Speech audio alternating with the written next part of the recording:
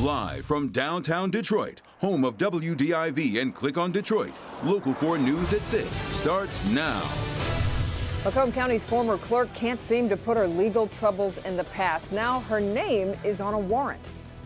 A local family still living in fear 2 weeks after someone targeted their home in an apparent hate crime. The Local 4 defenders update the case. Fall sports are back, but not everybody is satisfied. Enforcing this, mandating this on our kids against parents' will. Tonight, some parents are pushing back against the mask requirement for student athletes. Michigan's high school athletes are back on the field practicing and playing games, all the while wearing masks per the governor's order. But some parents and students believe they should be unmasked, and they took their request to the steps of the state capitol today. Jamie Edmonds live with the argument they're making and what the science says. Jamie. Good evening, Devin. About 150 people rallied in Lansing today, united in that argument that kids playing sports shouldn't be masked.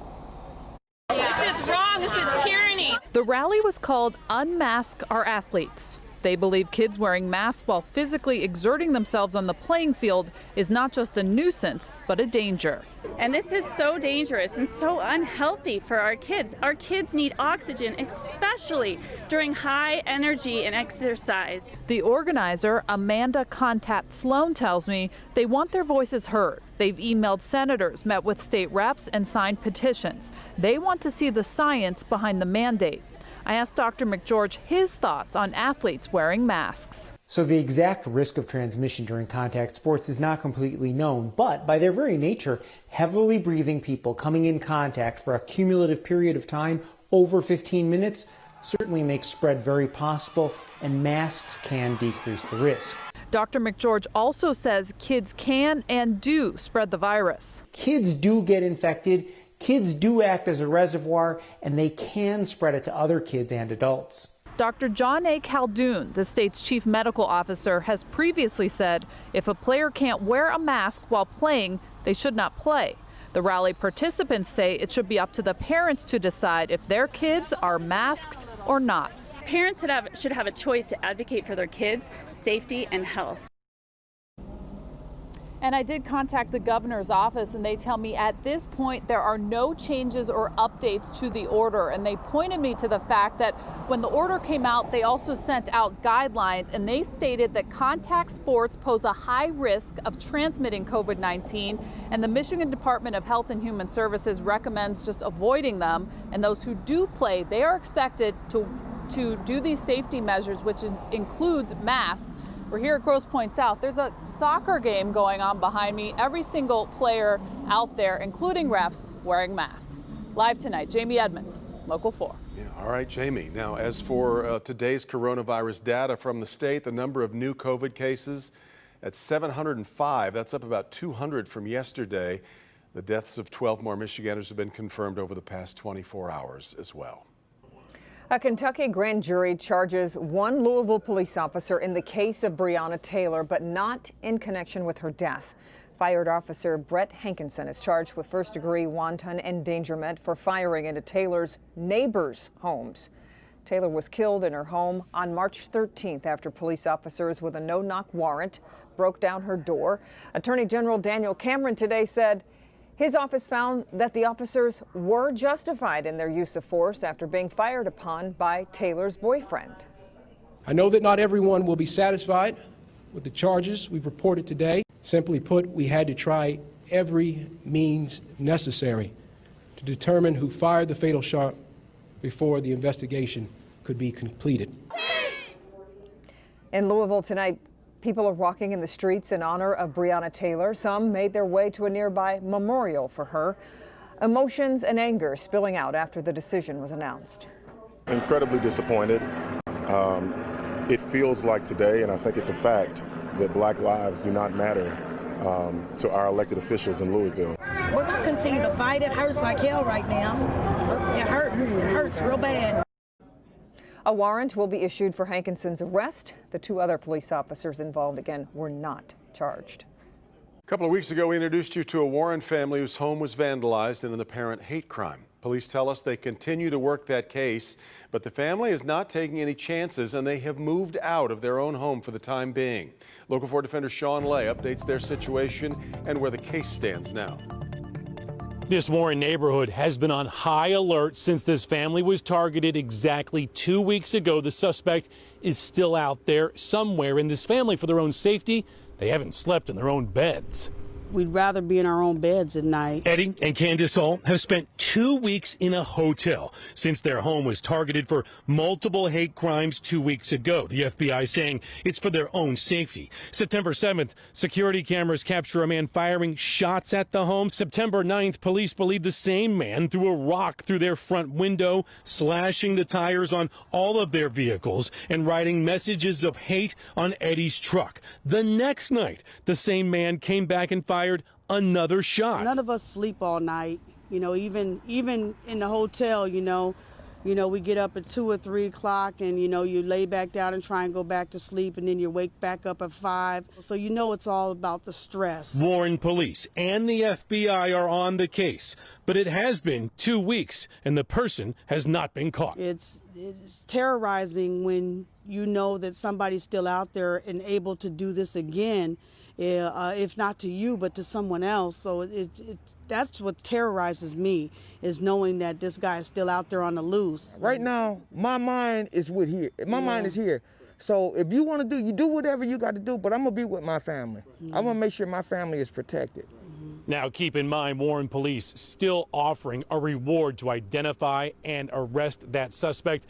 Also, keep in mind, we are hearing that police and the FBI are going to ramp up this investigation. They very much want to get this guy off the streets.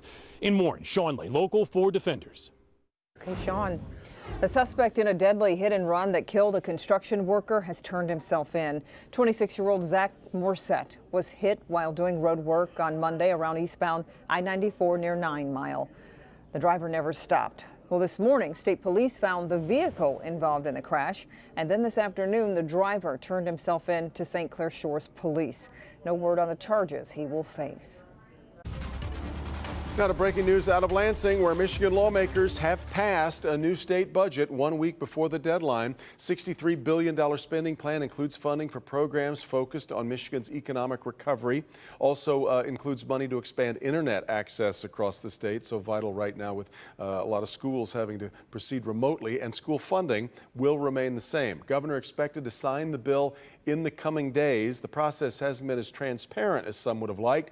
We'll have more on the spending plan coming up tonight on Local 4 News at 11. All right, taking a look at the weather situation, to quote the memorable line of Oliver Twist, could I have more, sir? Could I have more, please? Yes. Yeah, we've got a huge bowl of it here, at least for the next few days, guys. Then things are going to start to change dramatically towards the end of this forecast. But first things first, it is gorgeous out there. It feels fantastic, especially for late September. 78 light winds, low humidity, and still hanging on to a little bit of sunshine there as well. As far as the impacts go here over the next several days, at least Thursday, Friday, no problems at all. We'll start bringing in some showers late Saturday and into early parts of Sunday. We'll check timing on that. But it's what's going to happen beyond Sunday that's going to get your attention. We'll check that out in your 7-day forecast in just a few minutes. If you want a sneak peek of our rain chances and the dramatic change that's coming towards the end of that 10-day forecast, get it right now in the Local Forecasters app. As always, it is free to download in your favorite app store by searching WDIV. Guys? All right, Ben. Former Macomb County Clerk Karen Spranger is facing new legal trouble. A judge has issued a bench warrant for Spranger, saying Spranger failed to appear for a September 10th court hearing. That hearing was in connection to a larceny case in which Spranger pleaded no contest to allegations she stole money from a senior citizen in her care. Spranger was removed from her job as clerk, you'll recall, back in 2018 for lying about where she lived in an affidavit. A new effort is coming together aimed at helping Detroiters tell their story and the city's story, too. It's called Detroit is Us, and it's all about putting out a message to the world that's fair and representative of all. But as Larry Sproul shows us, it's also about making a practical impact on the community. It's no secret that Detroiters are proud of their city, the culture, the history, the people here. And now tonight, there's a campaign that will allow Detroiters to tell their story.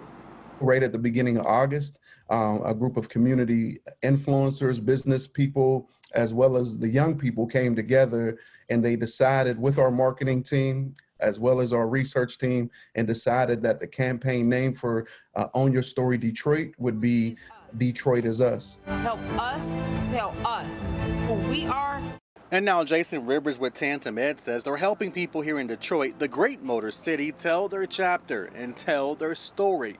The title, Detroit is Us. Really focusing on the legacy and greatness of Detroit, and really making that strong statement that Detroit is ours. Rivers says the 12-month process is a campaign that will select ambassadors that will help capture, celebrate, and protect the stories of Black people. And you know, many people refer to it as the Mecca. What does it mean for Detroiters to own that? All of the beauty, the brilliance, the greatness that is possessed. Those stories will focus on 3 different pillars: wealth creation or creating jobs, mental and physical health, and advocate for Blackness. The best part, Rivers says, they are starting a $100,000 community fund that will support existing and future community-led projects aligned with the Detroit is Us theme. At the end of this process, we will be leaving $100,000 within community for individuals, everyday individuals who have an idea, a thought, a project that they want to work on. Reporting in Detroit, Larry Sproul, Local 4. All right, Larry. Ahead here at 6, how millions of dollars will be spent to make Michigan's rail system safer. We'll have that coming up, and here's Dr. McGeorge. Why don't most kids get very sick from COVID-19? I'm Dr. Frank McGeorge. Coming up, what new research is revealing about differences in how children respond that could help us battle the virus in adults, too.